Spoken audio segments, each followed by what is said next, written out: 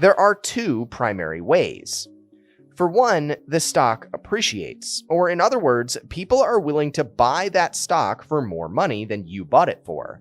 If the company makes great decisions and turns a profit, more and more people would want to own their stock to make money with them.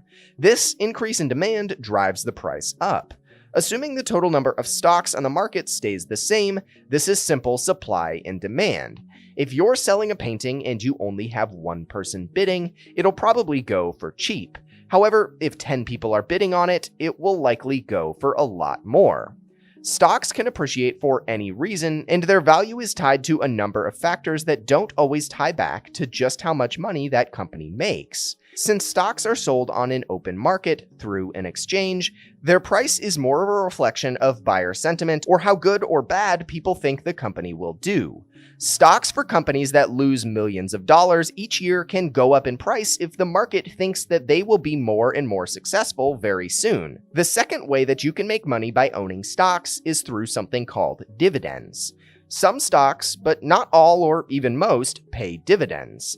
Dividends are payments directly from the company made to shareholders that come from the company's profits. Think of this as a way to entice people to buy a company's stock and hold on to it.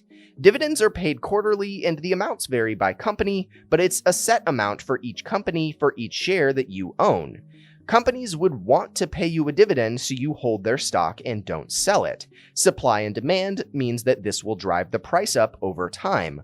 Companies want their stocks to go up so that the shares that they still own are more valuable, as well as so that any shares they decide to sell or offer in the future can be sold for more money, generating more investment money for them.